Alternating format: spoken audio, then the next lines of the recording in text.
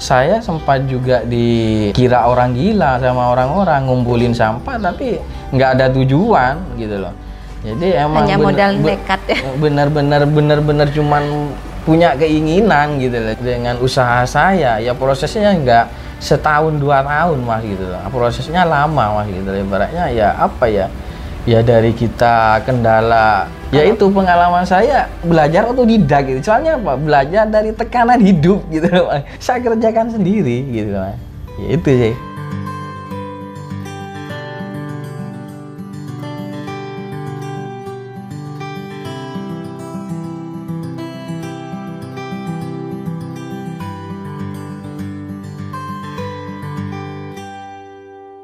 Assalamualaikum warahmatullahi taala wabarakatuh. Perkenalkan, nama saya Farid dan di samping saya istri saya. Nama saya Sri Astuti. Kami adalah pemilik usaha OD Sembrani Arto, pengolahan sabut kelapa di Desa Gagah, Kecamatan Kadur, Kabupaten Pamekasan.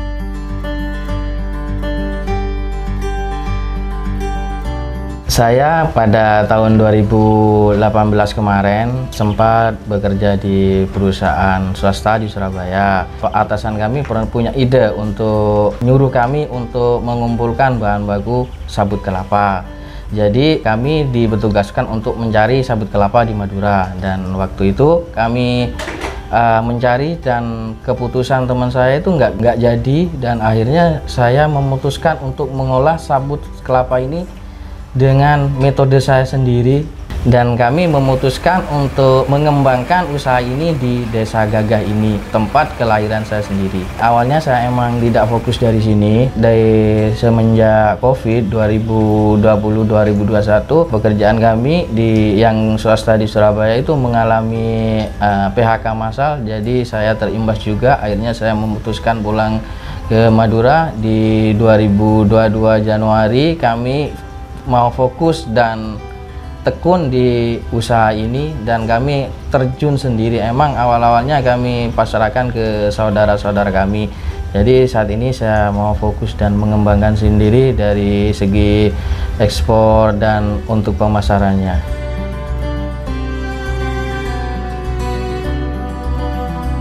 Saya kan jualan baju. Saya tuh berhenti soalnya yang kayak konsumen itu bayarnya itu melambat, maksudnya itu macet. Pas gitu saya kok malas, ada yang minta baju itu banyak tapi malas kalau mau bayar nyicilnya itu. Akhirnya saya tuh memfokuskan ke usahanya saya sendiri, biar saya gak bolak-balik ke sana ke sini untuk nagih-nagih itu ya. Jadi saya tuh kefokus bantu suami untuk menjalankan usaha. Pas ada ide-ide untuk buat pot ya saya bantu gitu, dipromosikan ke desa. Alhamdulillah desa ada yang mau kokopot itu di grup PKK, kan saya masuk ke PKK dari kabupaten juga ada.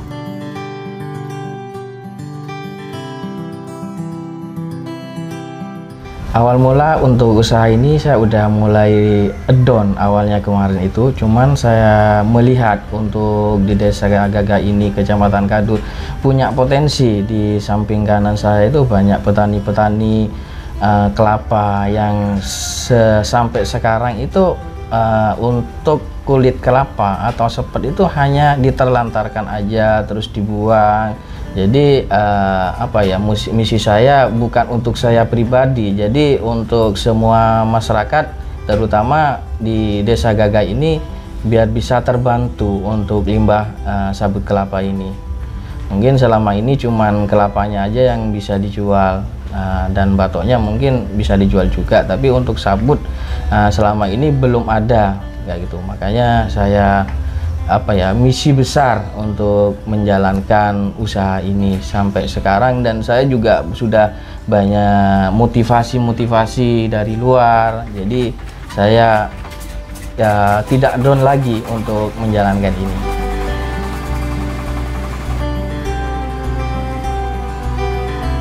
Ya ada senangnya juga, Mas Farid ini ada di rumah terus gitu, biasanya keliling pulang malam gitu.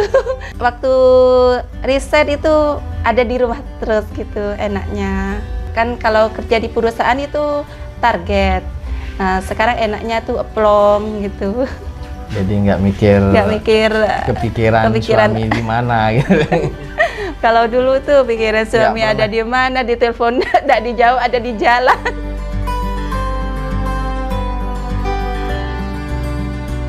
Awal mula ini saya mengetahui dan belajar untuk fungsi dari sabut kelapa ini atau sepat kata Maduranya. Saya banyak tahu dari beberapa sumber termasuk komunitas asosiasi kelapa, terus banyak juga termasuk teman saya yang di Batu Donomulyo itu Pak Januari, itu selalu mensupport saya untuk benar-benar fokus di usaha ini. Di Banyuwangi juga, terus saya juga pernah belajar di Besuki, itu banyak dari Kokopot, belajar di Besuki, saya juga Banyuwangi juga belajar gitu. Jadi untuk turunan kelapa ini yang diolah untuk menghasilkan yang pertama cocoa fiber. Cocoa fiber itu serabut kelapa yang panjang-panjangnya ini, yang panjang seperti apa ya, seperti tembakau hasil digiling jadi cocoa fiber. Jadi cocoa fibernya seperti ini. Jadi kalau untuk pasar, kalau di Indonesia itu juga terbatas, yang banyak itu di luar, di Eropa. Kalau di Indonesia ini cuman dibuat media tanam atau dibuat kasur, spring bed, kayak gitu, kerajinan, semacam kerajinan kayak gitu, kayak keset dan lain-lain. Yang kedua itu menghasilkan kokopit. Nah, kokopit itu adalah serbuk dari sepet, itu berupa pupuk organik yang mengandung pupuk organik. Fungsinya untuk menghindari kalau tanaman-tanaman yang tidak tumbuh di tanah Indonesia dan pertumbuhannya sangat jelek itu bisa ditanam di kokopit. Dan banyak pun untuk sekarang tidak kesulitan untuk mencari fungsi dari kokopit itu seperti apa di YouTube, di Google itu sudah terjelas seperti apa. Cuman kita untuk warga Madura sendiri, khususnya untuk Kabupaten Pamekasan juga langka gitu, belum tahu. Itu yang kedua. Untuk yang ketiga kita buat kerajinan dari cocoa fiber itu berbentuk kokopot. Kokopot ini fungsinya mungkin ada kalau rumah-rumah minimalis, rumah-rumah mewah itu biasanya ditempelkan di tembok seperti anggrek dan lain-lain. Dan jadi semuanya benar-benar hidroponik, dan untuk penyiramannya pun juga nggak perlu setiap hari, tumbuhan pun tetap subur kayak gitu Mas. Jadi mungkin ya kalau pakai plastik, pakai apa itu gampang rusak atau tidak go green. Mungkin dengan adanya kokopot ini semua, mungkin yang biasanya tidak suka plastik go green, ya ini ya pas untuk kokopot ini.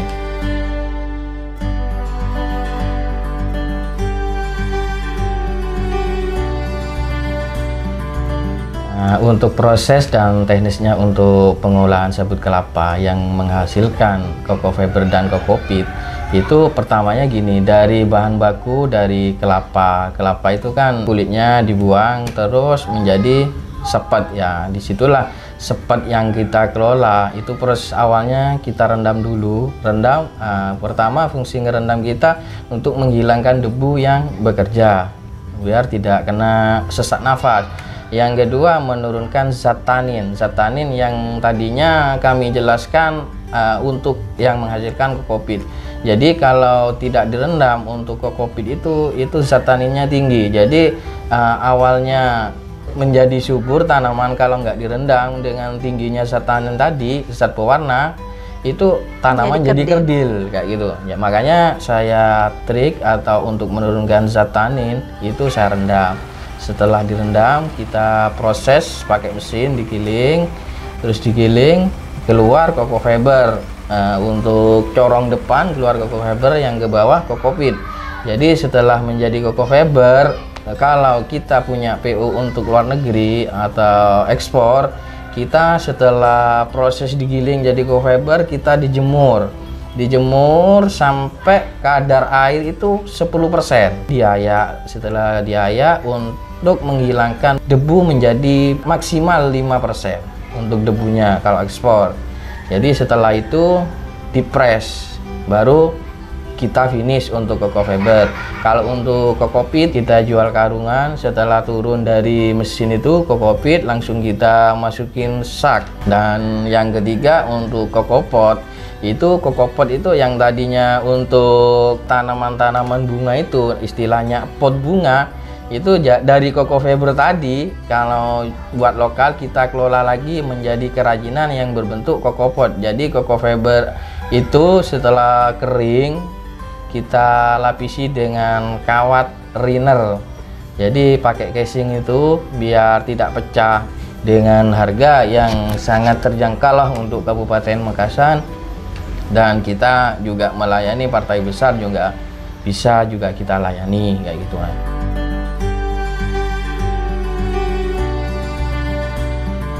Ya, selama ini kendala ini saya dari awal saya sempat banyak dari segi lingkungan banyak yang mengetawain kita. Setelah kami udah nggak kerja dan saya fokus di sini, saya itu diketawain pada mungkin ya? Di apa ya, di mata mereka masyarakat itu buat apa gitu loh Bang, itu sedangkan di sini nggak laku. Emang saya nimbun masalahnya apa, emang kalau nggak tahu teknisnya penjualan keluar itu mungkin tidak setiap hari jalan, beda dengan jual ikan dan lain-lain tiap hari bisa jual. Kalau kayak kita kalau nggak satu kontainer itu kita nggak bisa jalan.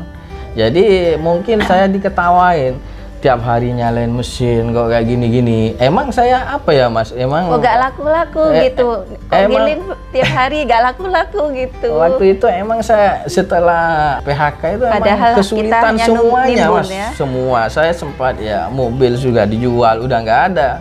Ibaratnya cuman mau fokus di sini. Ya bahkan sempat istri saya juga memarahin saya juga. Padahal dia sempat memarahin saya. Kenapa kok nggak cari kerja lain? Nah kayak gitu, cuman saya punya misi Mas, dengan saya ini di sini saya senang mengerjakan ini kayak gitu loh Mas. Beda dengan ikut orang saya tertekan, meskipun gaji sekian saya nggak bisa tidur Mas. Malam siang nggak bisa tidur, nggak bisa ketemu mereka termasuk keluarga gitu. Sedangkan di sini ya mungkin awal ini kita pendapatan ya 1 juta baru kita dapat 3 bulan atau berapa bulan, tapi kita happy Mas gitu, kita seneng gitu loh Mas. Jadi ya itu yang kita menjadi jembatan saya untuk saya tetap bertahan di sini meskipun dari gebrakan sana sini bener-bener down Mas. Saya ini ya bahkan ya saya disuruh bekerja bahkan saya ya sempat apa orang tua saya meninggal, bapak saya meninggal, saya nggak ada di sini gitu loh. Ya cuman bingung apa ya ibaratnya tekanan dari tetangga dari sini, mau fokus di sini barang kok nggak laku nggak apa.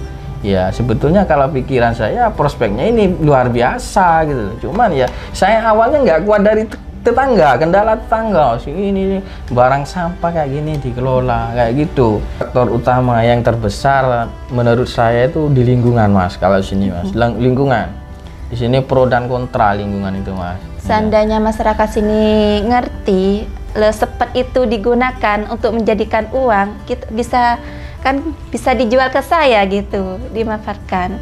Biar saya tuh gak ambil ke luar desa. Kan kalau saya tuh ngambilnya di luar desa, kalau sepetnya itu angkep bahan bakunya.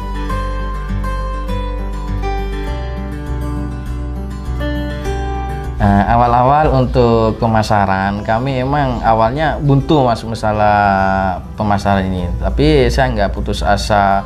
Saya buat bantal, buat kasur, kita ada pasar di lokal pun dari media sosial. Bahkan saya setiap dulu kerja itu bawa Koko Fiber ini sampah saya bawa ke Surabaya, saya bawa. Kemarin itu ada juga minta Kokopot ini dari Malaysia, meskipun partainya masih kecil soalnya berupa sampel gitu. Mungkin mereka kalau sudah cocok mungkin bisa besar gitu.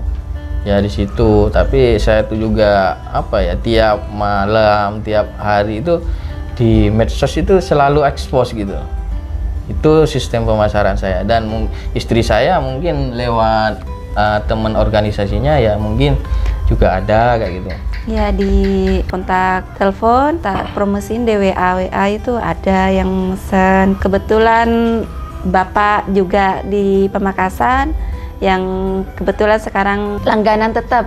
Kalau mesen terus gitu di perumahan, itu kan perumahan elit, ke PKK, nawarin ke Ibu Bundes gitu. Sudah alhamdulillah Bundes ngambil juga. Saya masuk ke Asosiasi Pariwisata Madura, banyak respon, dan di kecamatan itu ada istilah pasar tani. Kita juga ikut di sana. Ikut di jadi pameran. sudah mulai mengetahui, bahkan setiap pameran asosiasi pariwisata itu kita ditawarin mau ikut nggak kayak gitu. Jadi terakhir ya, sampai terakhir detik inilah ya, emang awal-awal saya kesulitan untuk berkomunikasi langsung, tapi alhamdulillah sekarang ya saya ada kendala ini, saya konsultasikan ke beliau gitu.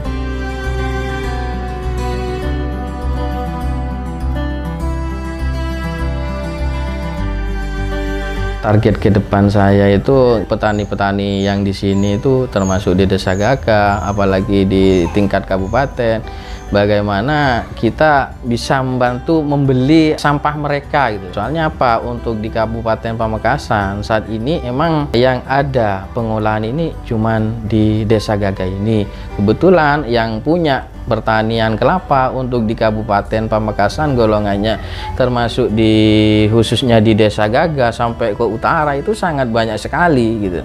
Jadi harapan saya semua petani itu tidak membuang sampahnya, termasuk di pasar-pasar. Bahkan Dinas Bapeda kemarin juga sempat bilang ke saya, dengan adanya sampah nanti ke depan tukang sampah-sampah itu juga terbantu, Mas. Ya itu tujuan saya seperti itu gitu. Soalnya di pasar Belumbungan, terus pasar-pasar besar di Pamekasan itu menjadi imbas keresahan gitu loh di pasar, Mas. Jadi tujuan saya utama ya kebersihan, dan bagi mereka yang tidak ada nominal, jadi nominal setidaknya meskipun tidak besar lah gitu loh. Soalnya untuk prosesnya sangat besar lah, Mas. Untuk menjadikan nominal itu perlu proses gitu.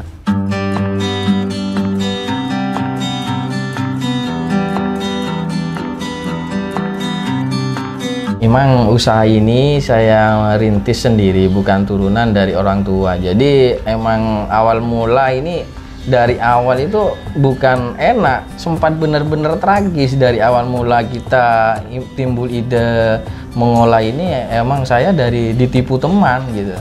Jadi teman saya itu nyuruh saya dan lain-lain, ternyata barang nggak diambil. Ya bagi saya itu mungkin saya belum tahu tujuan awalnya. Jadi saya sempat juga dikira orang gila sama orang-orang, ngumpulin sampah tapi nggak ada tujuan gitu loh.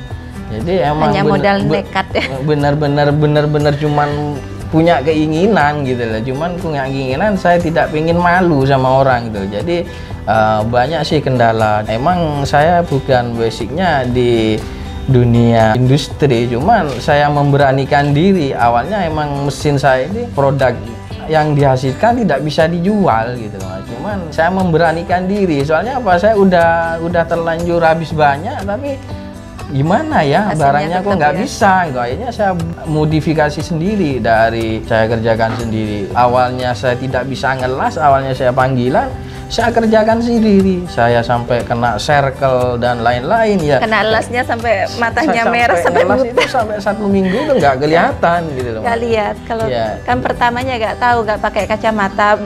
Mas gini ngelas kan itu kalau lama kelamaan itu kan kena asap itu. Kena kan asapnya las itu kan bisa bahaya ke mata itu. Dengan usaha saya ya prosesnya nggak setahun 2 tahun, Mas gitu loh. Prosesnya lama, Mas gitu loh. Ibaratnya ya apa ya, ya dari kita kendala skill kita nggak punya, cuman dipaksa-paksain. Soalnya apa, tekanan hidup, mau manggil orang nggak bisa.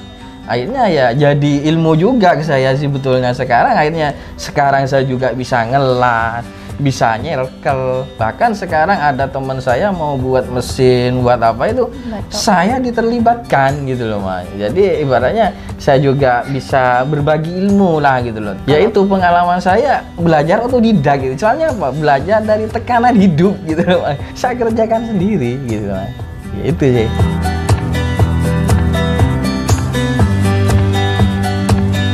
Ya, pesan saya bagi pelanggan-pelanggan saya atau teman-teman saya yang membantu menjual produk-produk saya, setidaknya saya banyak terima kasih.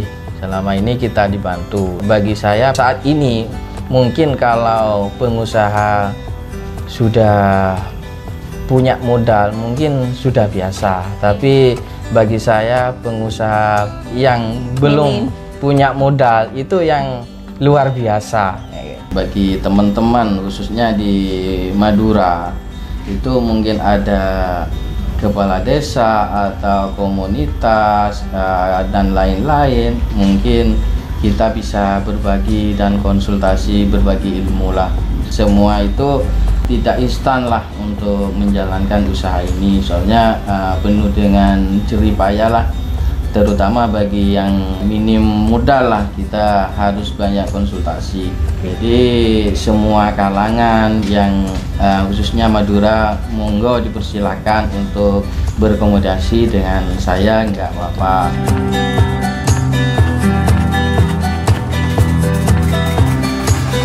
Terima kasih bagi teman-teman atau saudara-saudara yang nonton video ini. Semoga bisa menjadi motivasi dan bermanfaat, dan bisa menambah ilmu bagi kalian. Mungkin yang ada yang tidak bermanfaat, dipersilakan jangan diambil kayak gitu. Jadi harapan saya dengan nonton video ini, ide-ide kalian tentang turunan kelapa bisa ada banyak di Madura, khususnya di Kabupaten Pamekasan.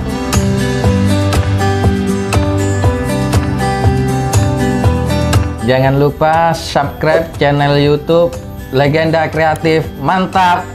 Assalamualaikum warahmatullahi wabarakatuh. Langkah meminimaliskan akhir. Jangan lupa subscribe channel YouTube Legenda Kreatif Studio. apa? Oke, mantap.